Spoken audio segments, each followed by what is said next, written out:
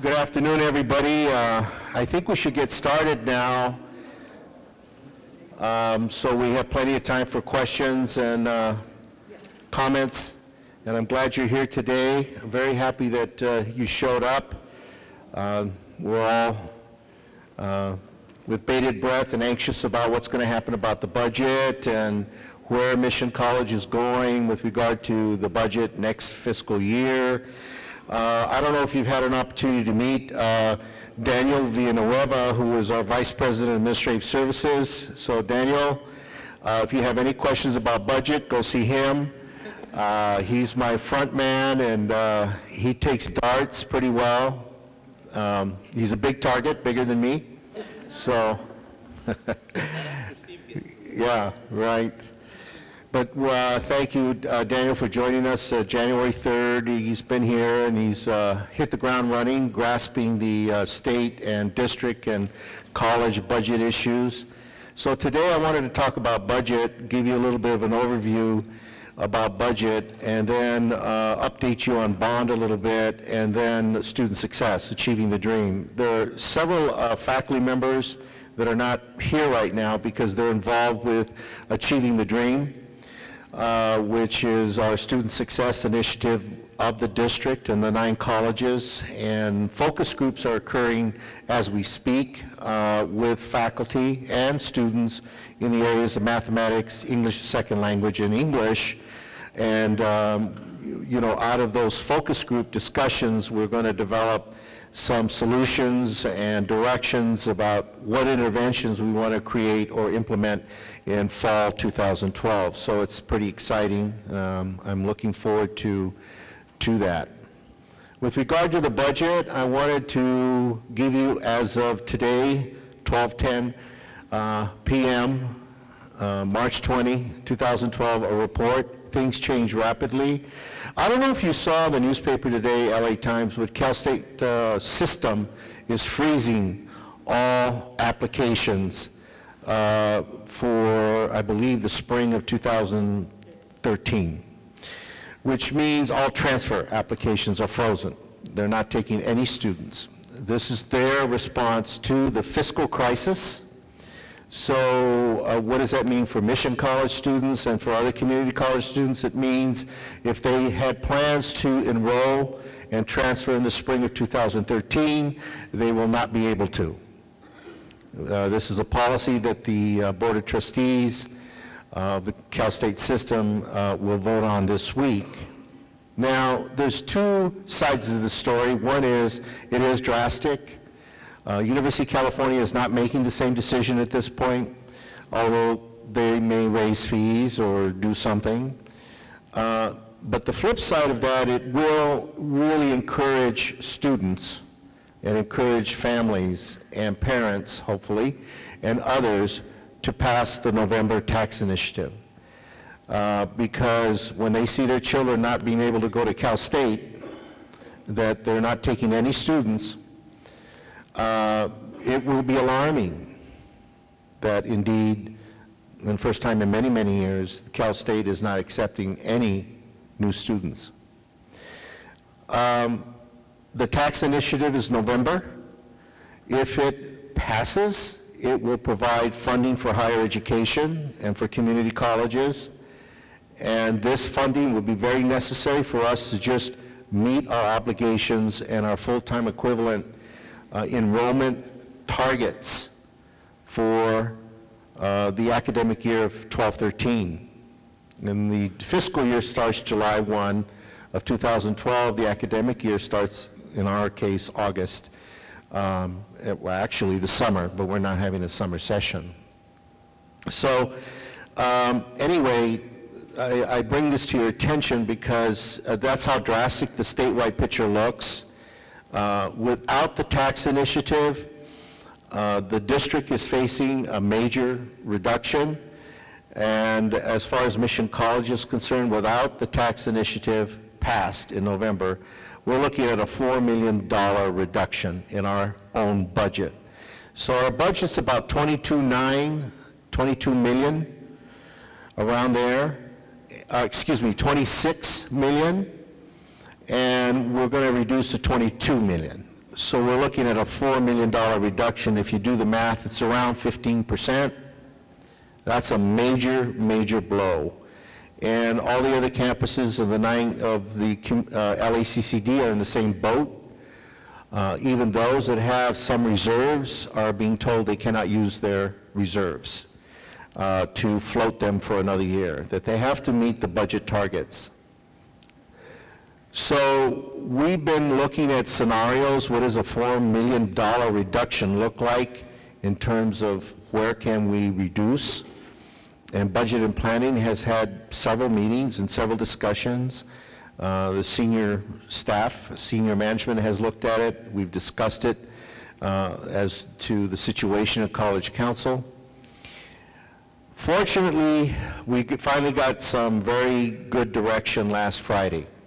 And Mr. Villanueva, our VP, attended that meeting, and this is what I've been hearing coming in our way. And basically, the direction we got from the district is we're to cut in the fall a 1.52 reduction, a 1.52 reduction, banking on the fact that hopefully the November tax initiative occurs, then we could have a better situation or at least maintain in the spring. If the tax initiative does not occur, then all the major cuts will take place in the spring. So we're going to try to solve a 12-month problem in 6 months in the spring. So that means that I've asked our Vice President Alma to plan for a 1.52 reduction in terms of enrollment in the fall, with the expectation that we're ready to move forward with the tax initiative passing to have a fairly decent or stable spring, and we can meet our full-time equivalent obligation, which, or excuse me, our full-time, FTES enrollment, which is I think around 5,800 or 5,600 we have to meet. The district would like a 4% on top of that, which gives us around 5,800, in order to, just in case growth comes our way, we can grab hold of some new apportionment money. So that's how we're planning. We've had to submit, we have to submit, I think tomorrow, projected budget, looking at a worst case scenario, $4 million reduction as one aspect of a column, and then the best case scenario, 1.52 reduction in the fall, so that there's like two columns. One is a fairly manageable column of 1.52 and something we have to do in the spring, which will be less, and then the dire column, which is much more dire. I guess I'm looking for another word, but I don't know what else to say. So we know that 90% of our money is in salaries, both in faculty and staff. So we don't have a lot of room to make any major reductions in discretionary money, which is operational money, supplies, printing, day-to-day operations. So if indeed we have the dire situation, we know that the district will have to, as a whole, begin to address personnel issues. And we also know that many of these personnel issues are under collective bargaining, whether it's classified or faculty guild or Teamsters for administrators, and that if there was anything to be done to reduce the budget in the area of personnel, we would have to gain agreement and gain understanding with our collective bargaining units. All that can't happen until we get a better idea in the fall how things are looking, but conversations have gone underway on some possible ideas. You should also know that 90% of all community college districts have already had furloughs, they've already had layoffs, they've already cut programs. I don't know if you know about Ventura District, but they've cut some major programs, 4 or 5 major programs in the whole Oxnard College, Moore Park College, and Ventura have had to make major programmatic cuts. LA Community College District, we've been blessed. We haven't done any of those things. We continue to go by good management and look at ways of conserving dollars in our reserve, which has been fairly healthy, which is not as healthy as it was a year ago. As a district, we went from 90 million to 60 million. Next year, we may go down to 40 million. So we're trying to be very careful about having reserves necessary for the rainy day. All the colleges have been asked to have a minimum 5% reserve, so Mission College has to have 5% reserve on top of reducing our budget, which is required. And we are going to have an accreditation visit next year. Sorry, I didn't get you alarmed.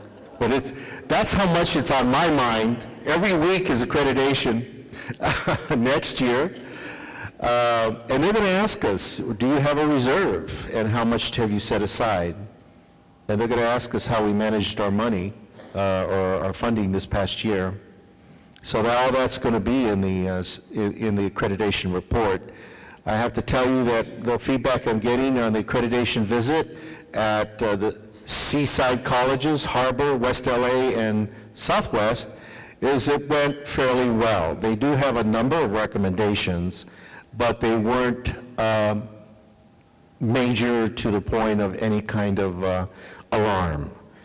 So, and they even called Southwest a gem. So hopefully we'll get a gem team next year that'll call us the jewel of Northeast San Fernando. But it went pretty well, and one of the things that happened was a discussion around total cost of ownership, which means the college has to pay its way. Do you have ownership of your buildings, your maintenance and operations, and your faculty and your staff and management? So we have to show that we have a budget that addresses the enrollments and we have total cost of ownership. In other words, we are not in a position financially where we can't deliver instruction and deliver services. Now that's not to say that we may have to spread ourselves pretty thin and stretch in other ways to provide services. Obviously, we went from a 28 million, 26 million, now to a possible $22 million budget. We're having to stretch quite a bit, and my hat goes off particularly in facilities and our custodians. And I want you to know we're down 6 custodians, and I know it may not be always as clean as we'd like, but it's because we've had quite a bit of a reduction of that group, and we haven't hired and replaced because of the budget uncertainty. So there are a number of areas where we've all had to stretch, and we're going to continue to stretch to make sure we deliver services, but more importantly that we have classes. And our core mission of our college is to have classes for our students. Which leads me to achieving the dream, which I've talked about a little bit, but one of the issues had to do with students being able to take classes and take them in a sequence so they can transfer or get their AA or move on, finish their certificate in a timely way. And this is across the state of California, if not the nation, is a big issue. So part of achieving the dream and student success is how do we address that? And what kind of changes can we make to help students get through? So that's where the budget is so important. Danny, is there anything else I should mention about the budget? That's about it. So do you have any questions regarding the Mission College budget? Yes, Dorothy. What are we doing for what? Reserves? Conserve. So you're saying conserve with regard to utilities or conserve with regard to paper, all of the above? Well, number one is with regard to maintenance and operations. I think that the facilities group has been working really hard on green technology. We continue to use our green recycling. I think we're doing pretty well in that recycling area, and this is something Trustee Perlman is always asking. We have been growing in that area, doing more in that area. The other is utility-wise. We're conserving as much as possible when we can and where we can.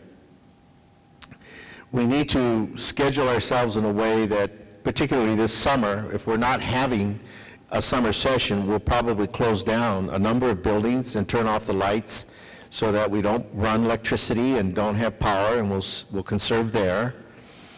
We'll have to work closely with the staff regarding how the summer will look like last summer and who goes where, and being able to spread the work that way.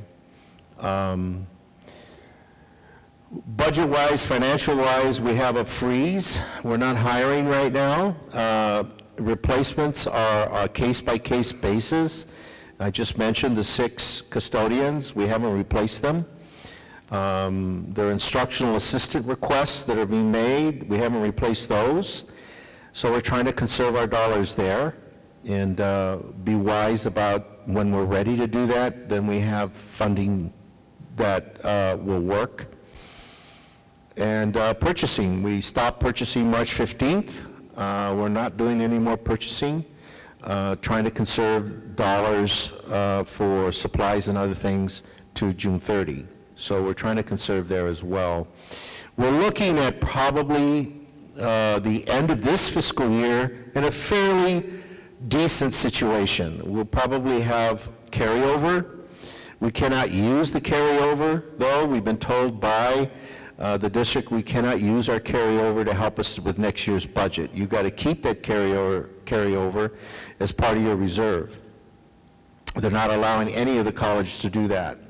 So we're estimating perhaps we may end the year with 300,000, 400,000 around there carryover because of the conservation policies we've implemented. So that's a good thing. We're not in the red, we'll be in the black.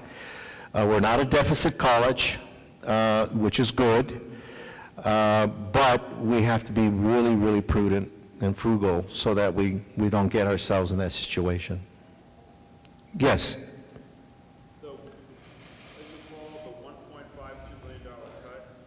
It's a 1.52% reduction. And it's an annual percent?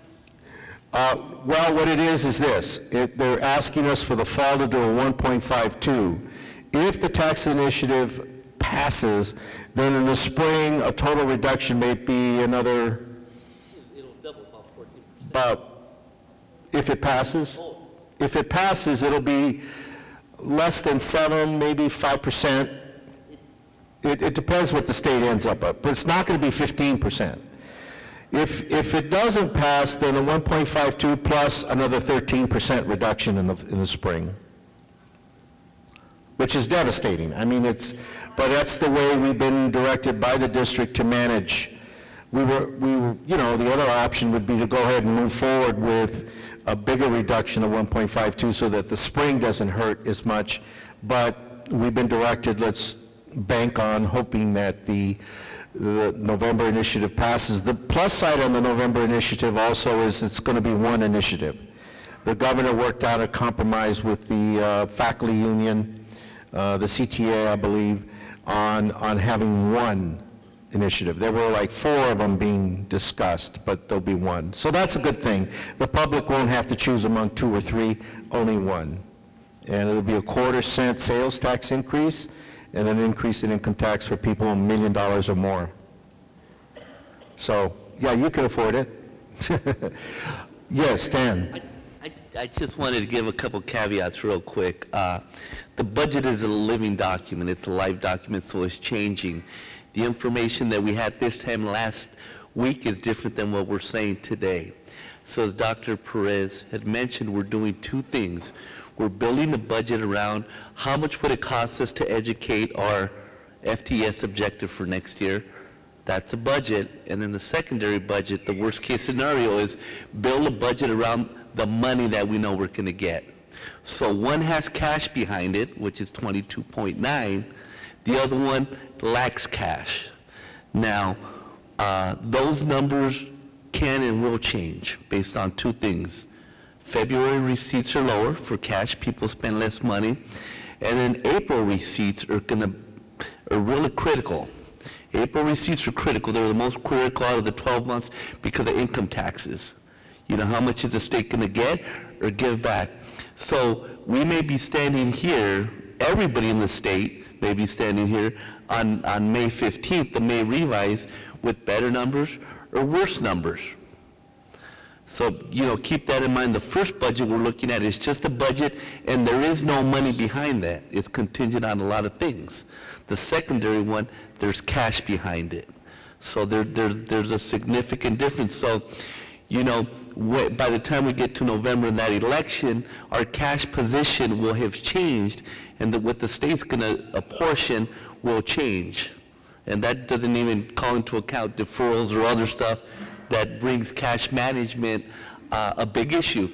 So I know a lot of people say, well, the district has $60 million, let's use it now. Well, guess what? The state may shortchange us $100 million and say, we'll pay you next year. So you need to have that reserve in order to manage your cash. So that's a critical number. So you don't want to spend that money until you know you're going to get 100% of your apportionment in the current year. Yes? No, I think everybody in this room shares your sentiment. That's what I meant by our core mission. Classes need to be offered. However, there has been a statewide discussion around what are those classes? What is our core mission with regard to transfer, associated arts, and certificate CTE programs?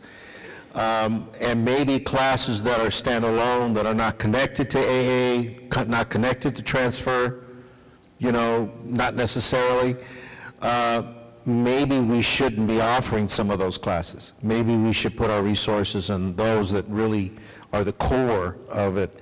So there's been a lot of discussion about that at the statewide level, and so I understand English and math and those classes as well. And that's going to be an ongoing discussion, because actually what's going on statewide and nationally, but for California, is the future of the master plan in higher education, basically. The master plan of higher education was envisioned 40 years ago or 50 years ago to be a place where we could move large populations of Californians through a public system that'd be, bar none, the best in the world. The community colleges were envisioned as that stepping stone to the four-year systems, as well as meeting the needs of local communities. And over the years, things have changed quite a bit. All the vocational programs in high schools were wiped out, so community colleges took on more activity around career and technical ed. And then now we're hearing adult education is going to be wiped out. So who's going to provide adult education services for adults who want to learn computers or English or, you know, mathematics or whatever? So those are some things that are going on statewide that are affecting the budget. The other is that enrollment priorities now are beginning to be discussed. And I sent Alma and several people a proposal by the state on priority in enrollment in terms of who should register, who should go first in enrolling, continuing versus new, and all those kinds of issues. So there's been a lot of discussion about prioritization to conserve resources or put our resources there. So this is an ongoing discussion that's going to continue. And to reiterate Mr. Villanueva's, there will be, we're submitting a budget now, but remember we have a May 15th revise, what they call, the legislature revises their budget numbers. Then even after that, we have to prepare another budget. And then it goes all the way to August for another revision. The final budget for 12-13 is usually adopted around September. And then we'll know what we're looking at. Other questions, Alma? In regards to what's going to be cut, the department chairs and I will be meeting next week, and we're going to develop some guidelines and some some tiered criteria by which we can make those difficult cuts in response to what you've said. We have some very small programs that are just as important to students transferring. And so we want to make sure that we have this comprehensive view at what we cut, how we cut it, and that there are some broad-based conversations. So the chairs will meet and we'll come up with some recommendations. We'll also share these recommendations with the president and college council so that everybody, faculty and staff, will get an opportunity to weigh in on how we will look at courses, where we will begin to cut, what courses are going to be important to maintaining our core mission and the direction that the college will be going in. So again, there will be some severe cuts. I did a little bit of a brief analysis, and we talked about it. I used, maybe a $2.5 million reduction, and that's almost 400 sections. And so if we've got a $5 million gap, and with just so that you get an idea of the severity, there's a lot of sections that we're going to have to cut. And if we cut a small amount in the fall, imagine what it's going to be like in the spring. And so in order to have this college-wide push in terms of looking at how to best serve our students, which courses to offer and which ones not to offer, it has to have those broad-based conversations, a lot of support from the campus so that we all can be in this together, because we all will be faced with those disappointed students saying, what am I going to do now? And difficult time. Thank you, Alma. Yes, we've been meeting ongoing, Alma and I and Danny and Joe Ramirez and a lot of us, and I've asked Alma to work closely with the academic side of the house, the chairs and faculty on that, and so I appreciate that, and it is, we all have to come together on it. Yes, Adrian. Yes, it is something the Santa Monica College Board of Trustees approved on a vote of 6-1, 1 against.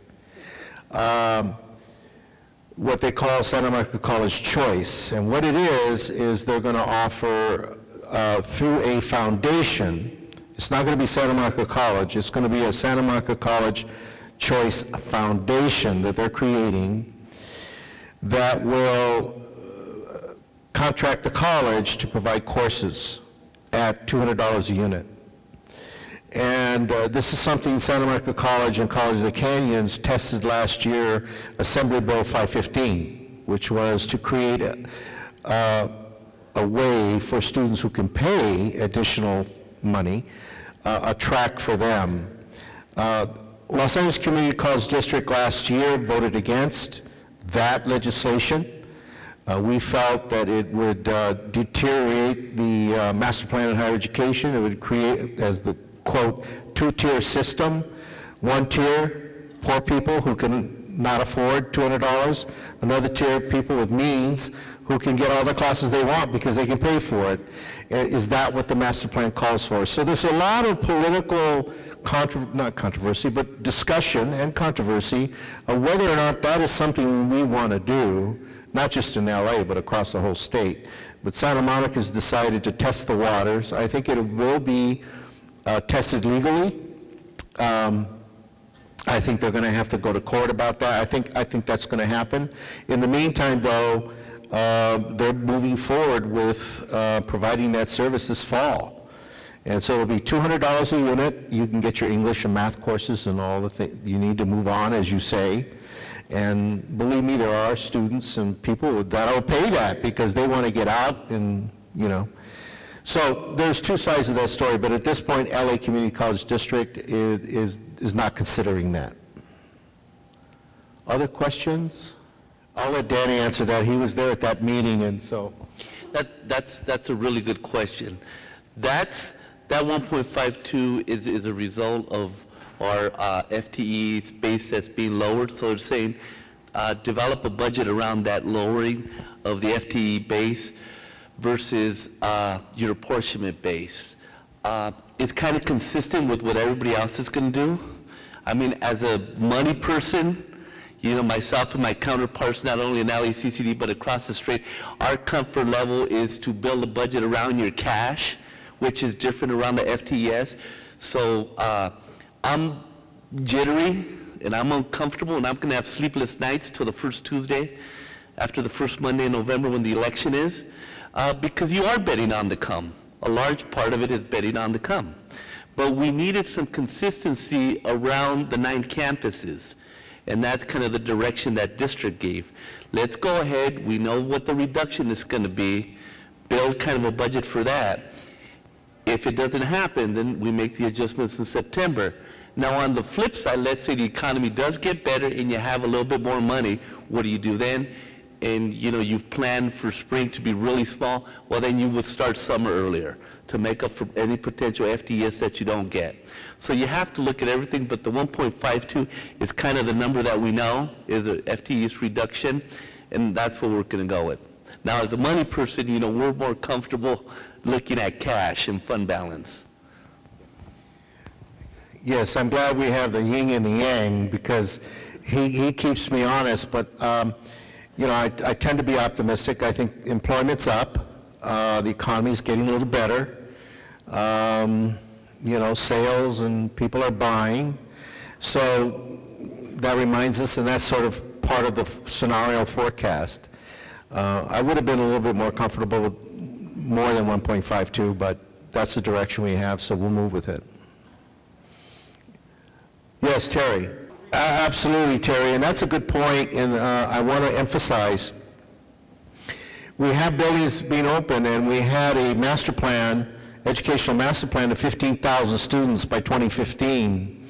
The reason why we can't put students in there is the state of California will not give us apportionment dollars for any increases. There's no dollars available out of the state budget to allow us to hire faculty, to teach additional classes, or to give faculty more classes. So that's the problem. That's the issue. We have the space.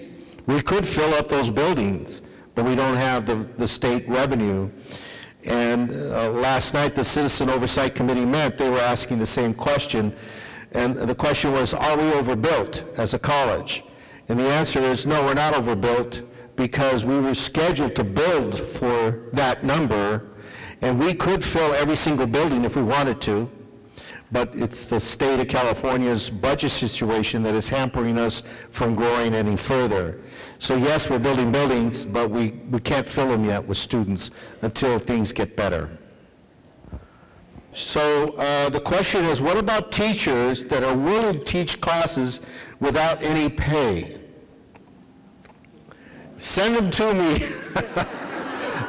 I'd love to do that. But go ahead, Danny, answer that question. Here comes the yang part. That's admirable and that's great. However, we have contractual obligations that we have to honor. You know, a lot of people are coming up with some really good ideas as to, you know, what instructors can do, what we all can do more. But first and foremost, you know, we have to respect and abide by the collective bargaining agreements. Okay, so the question is, with the budget cuts, how do we allocate money to our clubs through the Associated Student Organization, ASO? Obviously, ASO dues or fees that students pay for student fees for ASO go into, they're controlled by the ASO. Those are student funds. Then the ASO governance, the folks that are elected, decide how to spend that money vis-a-vis clubs and so forth. And obviously, if they reduce the number of students, your budget's going to be reduced because you have less students paying fees. So the drive is to continue to get students involved with ASO and develop other ways. I don't know, I don't have that projection. I don't know if Danny has that projection, what ASO's budget is going to be next year. But it's something ASO needs to plan ahead with in terms of what's that going to look like next fiscal year. I understand from Mr. Campos, the ASO president, that there's been discussion about mandatory fees for ASO, district-wide. And so my understanding is that is may be recommended by the ASO's district-wide. So that'll have to then be go to the Board of Trustees for permission to the state to allow that to happen. If that does occur, then your budget will increase significantly. Okay, the Entrepreneurship Club of ASO is holding a fundraising workshop tomorrow, so contact the ASO about that. But that's a good question from what you just said. We've been talking about budget reduction. I haven't talked to you about what we're trying to do with budget enhancement or revenue enhancement, or bringing in additional new dollars, new revenue streams to the college. And that is something we're always looking for ideas, suggestions. I have been getting many from faculty members about that. It is good for planning in the future because we're going to need to rely on other revenue streams. But I might add, with regard to that, we're doing everything we can with grants. I'm proud to say that our staff members on creating a grants office, and so we did submit a proposal for funding with East LA College, Title V Hispanic Serving Institution money, to create a grants office on campus so we can go after a lot of these grants. I also want to make a commitment to, other than STEM, science, technology, engineering, and math. We'll continue to push very hard in that area, but I understand social sciences, art, performing arts, you're looking for money too. So I'm making a commitment today. Come to me with an idea, we'll get a proposal written. So if you've got some areas you want to write a proposal, we will write proposals. I'm working now with the district to give me some funding for additional proposal writers. So we are going to start putting out, and one of the reasons I'm going to Washington, D.C. is to try to latch on to other federal sources. Right now, the federal government is making major commitments to community colleges. And President Obama has made an $8 billion commitment to community colleges called Community Colleges to Careers. So he wants more individuals to get employed and trained and get educated. So that money will probably start coming down the pike in the next 6 months. We already know that what they call trade adjustment assistance money is coming. We're going after that. Workforce innovation money is coming. We're going after that.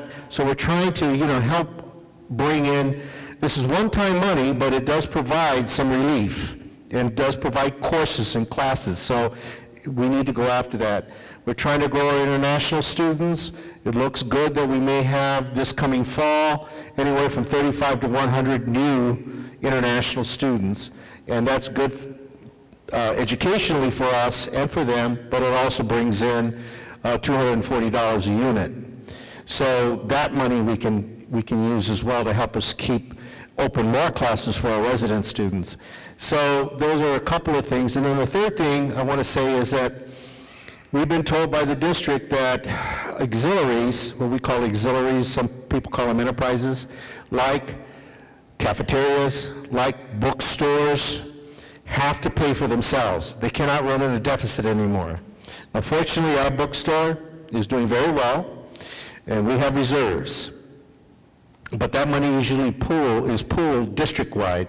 So all the reserves of the whole district, 1/3 of that money is Mission College, of the reserve for the bookstores. We're doing so well. But the other bookstores are not doing well. They're losing money. So the district is saying to us, that cannot be. It's got to pay for itself. And the same goes for any cafeteria or serveries. So Mr. Villanueva is working very hard with those auxiliaries to make sure that they are self-sufficient. So we have to make some changes in our servery, changes in the bookstore, changes in any of those areas in order to make sure they pay for themselves. So that's another initiative we've got working on right now. Other questions?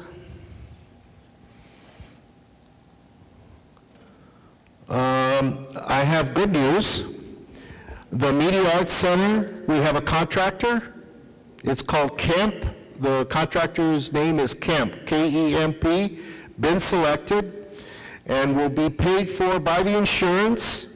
That, every company has to be bonded, and, the last contractor walked off the job, so we've worked out an agreement, and the surety company has bonded this new group, KEMP. What we're hearing, and Wally and I got our fingers crossed, is that they're going to do it for the amount of money we have left They'll finish the building in 12 to 15 months. So if they get started April, we may have it ready by the fall of 2013. So that's good news. The Media Arts building will be, you probably notice a little activity going on. They're moving out trailers, moving in trailers. You're going to start seeing workers there, and we'll be on them to make sure they get it done. So that's good news.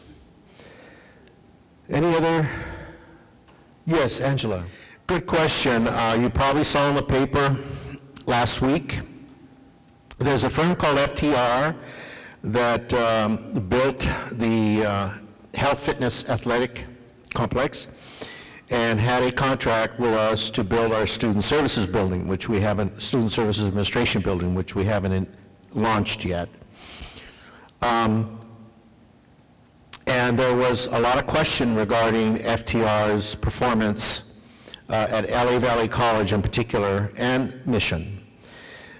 Some work they did with the Health Fitness Center that was viewed as not permissible, and they billed us for, and so forth and so on. And this is a long time in coming. The district facilities handles, and the legal department handles those agreements. So our role in this is really just to become aware of what's going on, but we don't have really the legal, or the district handles all that. What has happened though, the district decided to debar. Debar means FTR cannot do work for our district for 5 years. They can't apply for any work. So the district decided to legally, they had a hearing in December with some board members to listen to FTR's claims, to listen to our legal, or our situation, our claims against the company, and the board recommended, that committee recommended to the board to debar them. They were debarred, I believe, January, at the January board meeting. What had happened is, in that process, the district filed legal papers to take them to court for claims. Because whenever you separate, you know, it's like you shake hands, but yeah, you still owe me money. So we have to figure out how you're going to pay me back. So anyway, the district filed some papers legally through the court. FTR sued through the court and said that their rights were violated. And the judge last week made a decision in favor of FTR. What they basically said is that the district overstepped its bounds. It should have gone through arbitration, not through a legal pathway, and therefore their right to an arbitration was denied.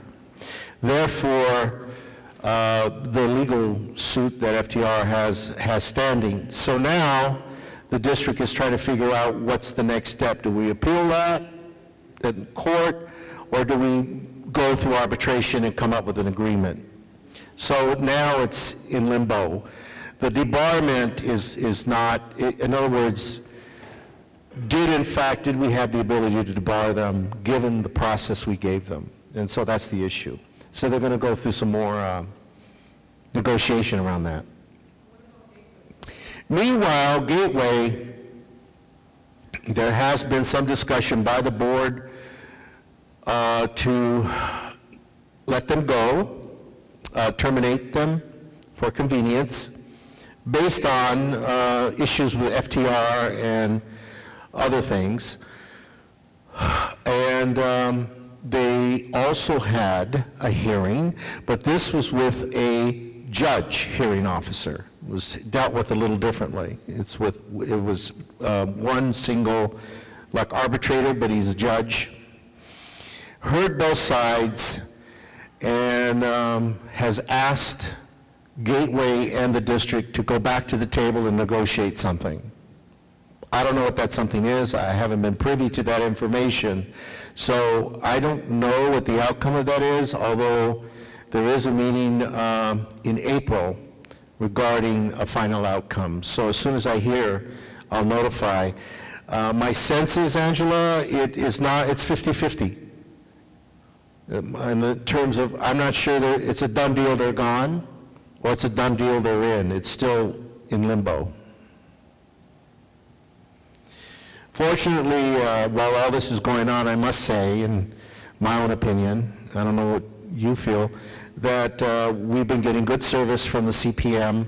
George is doing a good job, and frankly, I'm glad we have a CPM. I know that West LA lost their CPM, they've gone through 2 already, interims, and it's disjointed.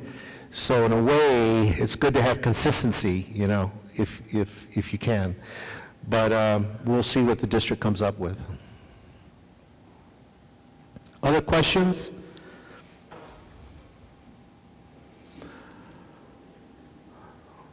Okay, well, here's what I think we need to do. Since this budget thing is such an evolving thing, I'd like to continue the town hall meetings on a consistent basis, and I think May would be a good time after May 15th revise. We can have another town hall meeting and give you a report of what the May revise looks like. By then, we'll know the tax receipts in April. We'll see if the state is in a little bit better situation, and we can hopefully give you better news, but at least we'll keep you up to date on how we're moving forward. In the meantime, I know that Alma is working very hard with the academic side of the house to look at classes, and if we're to reduce. I do want to mention one thing. The college with the highest average number of students in class is Mission College. We have 43 students average in our class.